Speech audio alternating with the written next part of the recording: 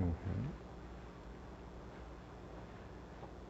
Olá a todos os irmãos, sejam todos muito bem-vindos à Casa de Ismael, ainda nesta sala de vídeo, para podermos aqui fazer as exposições, aqui estarmos em contato com vocês, enquanto temos esses dias ainda de pandemia. Então vamos, nesse momento, nos preparar para mais uma exposição e vamos nos harmonizar fazendo uma prece.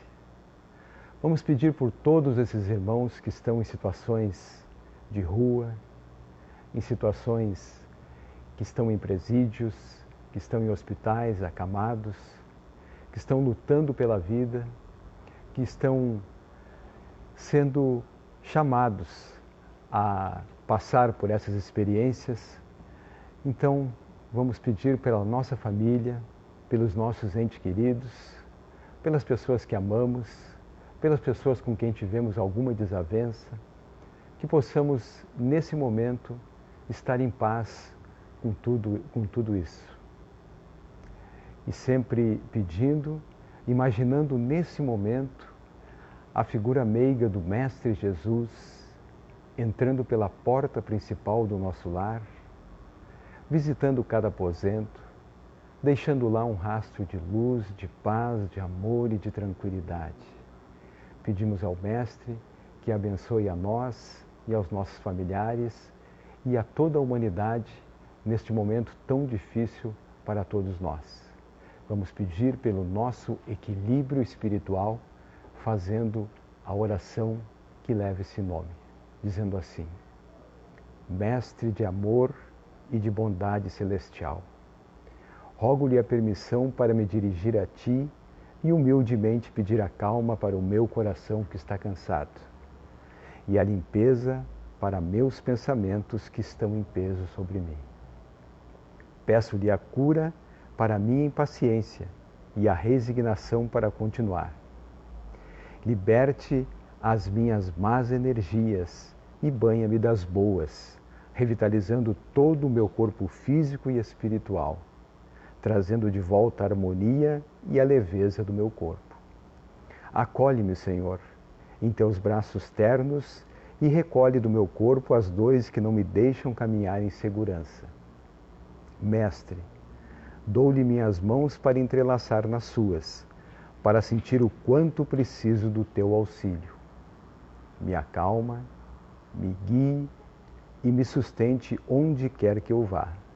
E que assim seja. Bom, meus irmãos, hoje coube a nós fazer a exposição do tema que está lá no Evangelho segundo o Espiritismo, no capítulo 5, Perdas de pessoas amadas, mortes prematuras. Então, diz assim no item 21. Quando a morte leva os mais jovens, em vez dos mais velhos, sem nenhum critério segundo o nosso entendimento, dizemos frequentemente: Deus não é justo, pois sacrifica o que é forte, útil e tem um futuro pela frente, para conservar os que já viveram longos anos e que não servem para mais nada. Parte o coração de uma mãe ao levar a criança que fazia toda a sua alegria. Criaturas humanas, é aí que precisam elevar-se acima do plano terreno da vida, para compreender que muitas vezes o bem está aonde se acredita ver o mal, e que a sábia previdência está aonde se acredita ver a cega fatalidade do destino. Por que medir a justiça divina com o mesmo valor que medem a sua? Será que o Senhor dos mundos iria querer, por um simples capricho, impor a alguém penas cruéis? Nada se faz sem um objetivo inteligente, e tudo o que acontece tem sua razão de ser. Se meditarem melhor a respeito das dores que atingem a todos, nada encontrarão nelas encontrarão sempre uma razão divina, razão regeneradora, fazendo com que os interesses humanos sejam colocados em último plano. Acreditem em mim, a morte é preferível mesmo numa encarnação de 20 anos. E esses desregramentos vergonhosos que desolam famílias honradas, cortam o coração de uma mãe e fazem branquear o cabelo de pais antes do tempo. A morte prematura é muitas vezes um benefício concedido por Deus para aquele que parte, pois assim ele fica preservado das misérias da vida ou das seduções que poderiam arrastá-lo para a perdição. Aquele que morre na flor da idade não é vítima da fatalidade. Deus apenas julga não ser mais necessário que ele permaneça na terra. Bem, meus irmãos, nós lemos até agora o tema de hoje, que está lá no Evangelho segundo o Espiritismo, no capítulo 5, perdas de pessoas amadas, mortes prematuras. Nesse tema de hoje, quando nós falamos de vida e morte, sobre a saudade, sobre aqueles nossos corações queridos que já nos precederam para a vida espiritual, e todos nós temos indagações a fazer, principalmente quando perdemos um ente querido. São indagações naturais que todos têm vontade de saber. Por que Deus fez isso comigo? Por que esse sofrimento? Onde estava Deus que não viu? Então, algumas dessas indagações naturais naquele sentido de quem não parou para refletir. Como aquele filho, quando um pai ou uma mãe ter lhe dado alguma ordem e inicialmente ele se rebela. Depois é que ele vai compreender o porquê, as motivações. Então toda essa negação e muitas vezes uma briga com Deus faz parte de um processo. E depois vem a continuação de algumas indagações. Onde se encontra esse ente querido? Onde ele está? Ele está sendo cuidado? Ele está sozinho? A ida dele foi programada? E o que eu faço com a minha vida agora? O que eu faço com essa dor? Como é que eu vou prosseguir a viver? O meu choro, a minha saudade, está perturbando ele? Como assim? Como poderei ser feliz após esses fatos? Então são indagações naturais que aos poucos nós vamos parar para pensar que apesar de nós vivermos muitas vezes como se nunca fôssemos desencarnar, todos nós seremos chamados a essa experiência, ao testemunho também de ver corações queridos antecederem a nossa partida. Independente daquilo que achamos correto ou justo, isso irá ocorrer. E já que tem que ocorrer, por que então não buscar consolar e esclarecer a nossa mente e o nosso coração? E qual é a doutrina capaz de aliviar essa dor? É a doutrina espírita. A doutrina espírita nos traz o esclarecimento. Não é só o consolo, mas o esclarecimento. Então a doutrina espírita vai nos falar sobre vida e morte, de uma maneira a nos clarear e retirar antigos conceitos e preconceitos, antigas ideias que nos amedrontavam, que nos paralisavam e que a vida passava a ter um fim. Achando que enterrávamos um coração amado, que acabou o amor, que acabou tudo, que a vida acabou. Que sofrimento! Então, meus irmãos, o convite é para que buscamos, já que temos que passar pela experiência, vamos buscar na doutrina espírita esse esclarecimento e, a partir desse esclarecimento, ressignificar tanto a nossa vida quanto o desencarne. É um processo de ressignificar a morte. E a doutrina espírita vai nos falar sobre a justiça das aflições, sobre a misericórdia de Deus. A doutrina nos esclarece sobre as reencarnações, a pluralidade da vida, dos mundos, nos fala sobre as leis de causa e efeito. A doutrina também nos fala do livre-arbítrio. A doutrina espírita nos proporciona a certeza da continuidade sempre. Então, para a doutrina espírita, tanto nascimento quanto morte são fenômenos naturais, é da própria vida. Na realidade, nós temos que nos recordar que a doutrina espírita nos alerta o tempo todo para que trabalhemos a nossa mente, na medida que nos entendemos e passamos a nos ver e a ver o outro como espíritos imortais. Somos espíritos imortais. Com que objetivo? Ir em direção ao Pai, ao progresso, à evolução.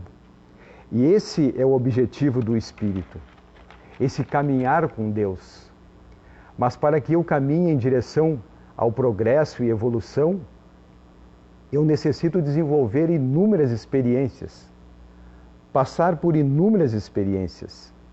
Por isso eu necessito, como espírito imortal, ir a um planeta e encontrar um ambiente com as experiências que eu necessito, o local certo.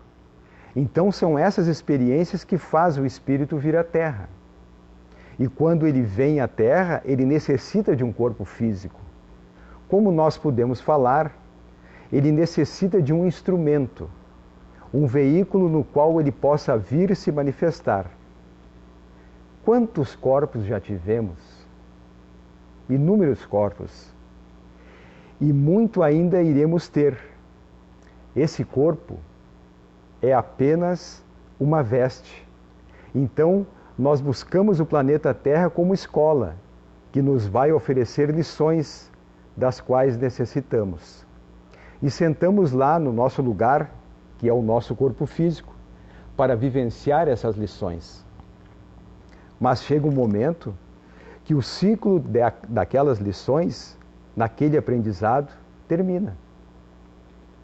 E o que ocorre? O corpo físico chega no momento de sua exaustão, ou um acidente. O corpo físico é frágil, ele é perene, ele é transitório. Então ele assim ficará na Terra, voltará para a Terra. O espírito é imortal. O que o espírito faz nesse momento? Retorna para a sua verdadeira vida, que é a vida espiritual. Então, a vida na matéria é uma passagem. A vida na matéria, ela é muito transitória.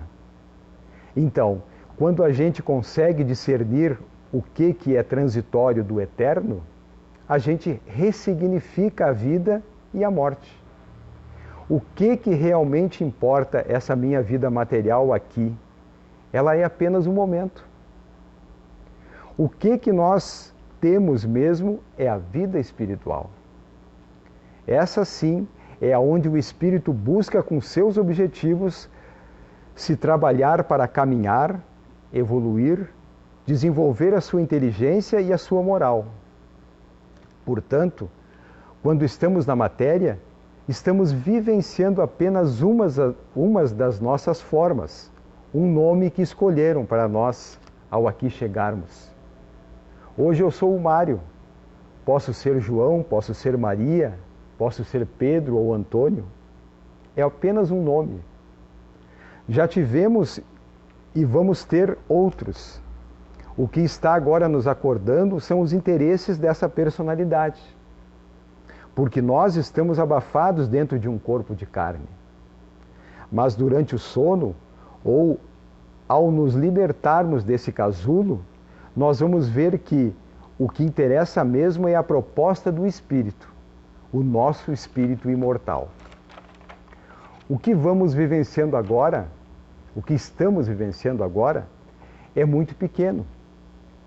As nossas propostas são muito maiores. Então a gente combina essas propostas. Há uma programação para virmos à Terra. Nós, junto aos nossos mentores e guias, nós nos programamos o que temos que vivenciar para aprender. Mas quando estamos encarnados, esquecemos os compromissos que assumimos e nos rebelamos. Podemos fazer aqui uma analogia com o trem da vida e da morte. Então, é uma viagem. A nossa verdadeira vida é a vida espiritual. Nós sempre regressaremos e lá que nós sempre seremos felizes, porque é a liberdade. É um processo, porque voltar à matéria, reencarnar, é um processo de escravidão. Voltar novamente a um corpo pesado, vivendo diversas situações climáticas, o espírito não tem nada disso. O espírito ele não tem apenas os 5 sentidos. Aqui a gente percebe o mundo, a nossa realidade, os 5 sentidos. O espírito não. Só que o espírito vem, ele se aproxima, ele tem a vida na matéria. É uma viagem de trem, é o trem da nossa vida, que vai passando por inúmeras estações e nas mais variadas estações vai entrar gente. Muitos vão sentar ao nosso lado, muitos vão se aproximar mais, mas chega um momento de encontrar numa outra estação e ele sai do trem para baldear, para ir para outro trem. Às vezes é preciso baldear para uma outra linha. Então essa vida de trem, por inúmeras estações, são as estações da vida. Uns entram, outros saem, outros chegam e assim vai indo. Até que um dia nós vamos todos nos reencontrar na estação central, na grande estação da vida. Tem uma música chamada Encontros e Despedidas, que fala bem isso. Se nós a escutarmos prestando atenção, a gente vê que a nossa vida aqui na Terra é assim mesmo. É uma letra do Milton Nascimento.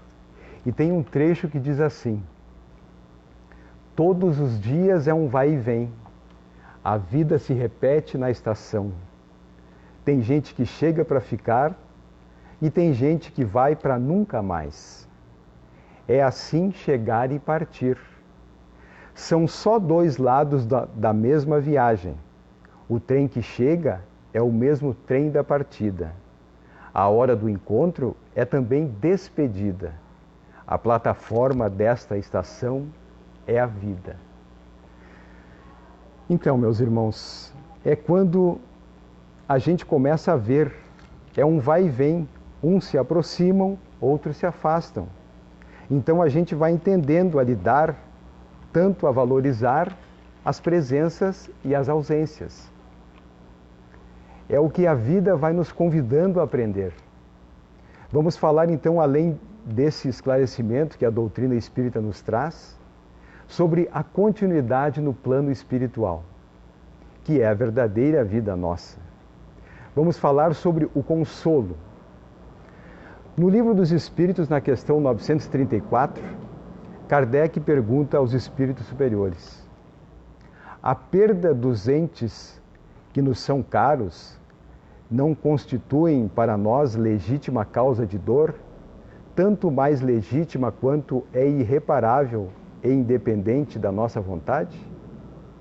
E os espíritos amigos respondem: essa causa de dor atinge assim o rico como o pobre. Representa uma prova ou uma expiação. E comum é a lei. Tendes, porém, uma consolação em poderdes comunicar-vos com os vossos amigos, pelos meios que vos estão ao alcance, enquanto não dispondes de outros mais diretos e mais acessíveis aos vossos sentidos. Então, qual é o meio que nós podemos receber essa consolação? Aí nós vamos lembrar dos sonhos, o momento do sono. Quando nós dormimos, quem dorme, quem necessita recuperar a sua energia, é o corpo físico. Ele sim paralisa na cama, na matéria, onde ele estiver. E nesse momento, nós nos desprendemos. Nós chamamos isso de emancipação da alma. A gente se emancipa, a gente sai por um período dessa prisão, que é a prisão do corpo físico, e nos lançamos ao plano espiritual.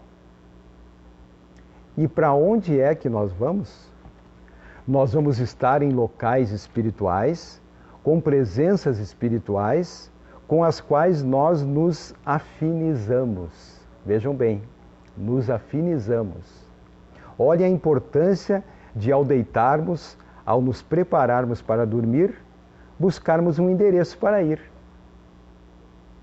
No nosso dia a dia, quando a gente pega um táxi ou pega um motorista de aplicativo, a gente não dá o endereço que a gente quer ir, a gente precisa saber para onde queremos ir. Então, ao dormir, devemos pedir ao nosso mentor espiritual para que nos leve, nos acompanhe a lugares de bons encontros, de estudos, ao local em que possamos estar junto daqueles que amamos. Então, essa emancipação que a alma tem é o repouso para o corpo físico e a liberdade que o espírito recebe. É um momento que podemos chamar de a hora do recreio. Isso, a hora do recreio. Estamos livres, mas com uma liberdade relativa, porque está ligado ao corpo físico e não estando desligado, pois assim estaria desencarnado. Está ligado, como chamamos, a um cordão que costumamos chamar de cordão de prata, um cordão fluídico.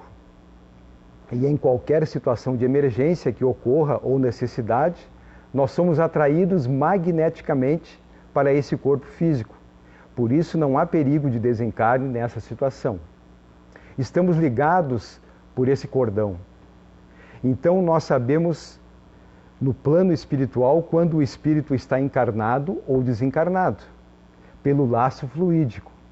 Se ele tem um laço fluídico, ele está ligado a um corpo físico.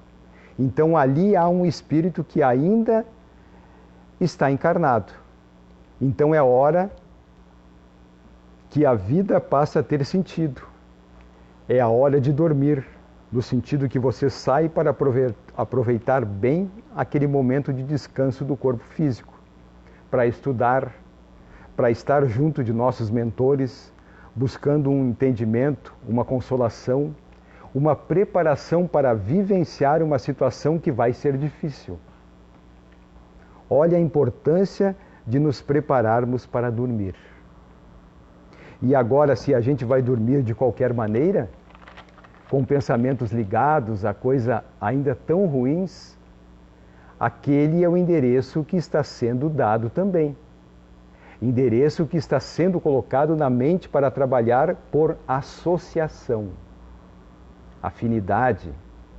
Então temos que ter cuidado com o endereço mental que eu estou colocando, que eu estou buscando.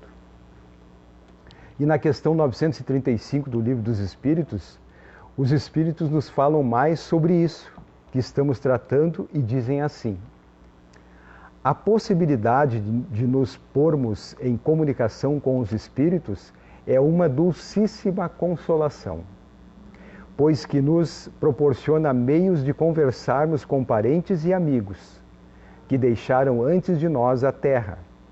Pela evocação, aproximamo-nos de nós.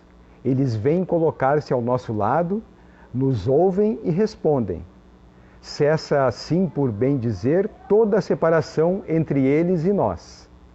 Auxiliam-nos com bons conselhos. Testemunham-nos o afeto que nos guardam e a alegria que experimentavam por nos lembrarmos deles. Para nós, grande satisfação é sabê-los ditosos, informarmos por seu intermédio dos pormenores da nossa existência, a que passaram a adquirir a certeza de que um dia nós iremos a eles juntar. Reparemos bem, meus irmãos, essa possibilidade, não só da evolução, mas a questão da comunicação com o plano espiritual, sendo dada pela mediunidade. Então vamos lembrar aqui da mediunidade, que hoje nós reconhecemos e agradecemos com muito respeito aos médiuns, que se dedicam ao trabalho da psicografia.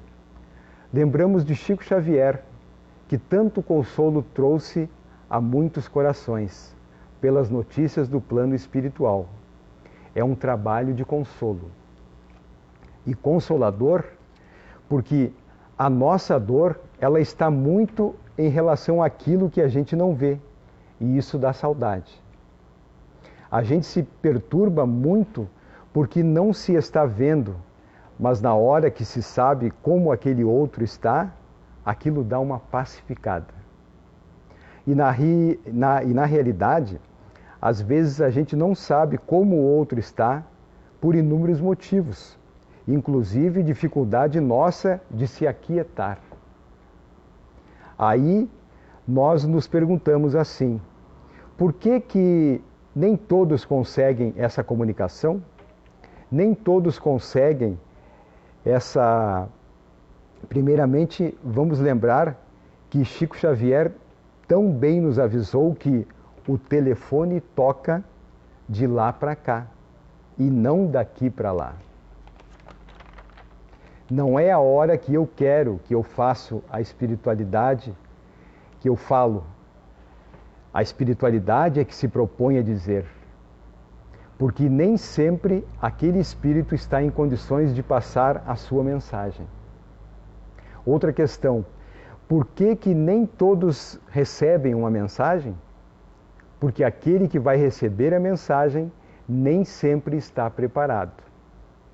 Muitas vezes aquela mensagem vai revirar uma dor lá dentro. Ele vai se fixar naquela situação, naquela mensagem, e não vai parar aquele sofrimento. Então, é para o bem da pessoa. Deus sabe os motivos.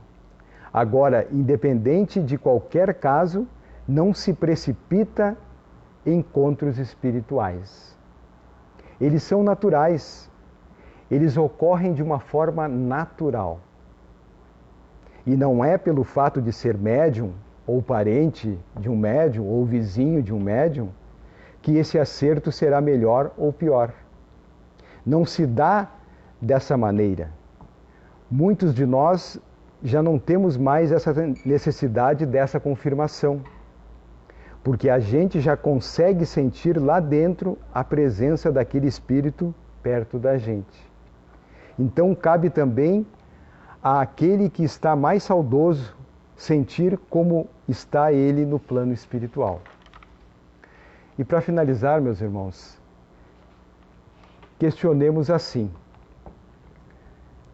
será que a minha saudade, o meu choro atrapalha?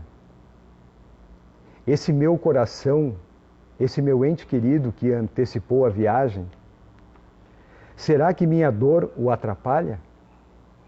Então nós buscamos aqui no livro Religião dos Espíritos, psicografia de Chico Xavier, ditado pelo Espírito de Emmanuel, que diz assim: olha, não devemos ficar entristecidos demais com a morte, pois o espírito é sensível à lembrança e aos lamentos daqueles a quem amou. Portanto, a nossa tristeza pode lhe afetar e causar sofrimento. O que parte primeiro é o que primeiro se liberta. E só cabe a nós felicitá-lo, aguardando com paciência o momento do nosso reencontro. Estando o espírito mais feliz no espaço do que na terra, seria egoísmo nosso querer que ele fique mais tempo conosco. Todavia, quando semelhante provação te bate à porta, reprime o desespero e dilui a corrente da mágoa na fonte viva da oração. Por que os chamamos de mortos? São apenas ausentes, e as gotas do teu pranto lhe fustigam a alma como chuva de fel. Também eles pensam e lutam, sentem e choram. Atravessam a faixa do sepulcro como quem se desvencilha da noite. Mas na madrugada do novo dia, inquietam-se pelos que ficaram. Ouvem-lhe os gritos e as súplicas, na onda mental que rompe a barreira da grande sombra, e tremem cada vez que os laços afetivos da retaguarda se rendem à inconformação ou se voltam para o suicídio. Reparemos bem, meus irmãos, os mortos, eles são só invisíveis. Eles se encontram ao nosso lado. Eles compartilham da nossa dor e dos nossos sofrimentos. Por isso que devemos ter aquela saudade gostosa dos bons momentos que compartilhamos com aqueles que partiram antes de nós, aqueles que nunca deixaremos de amar. Eu agradeço a todos os irmãos por mais essa oportunidade.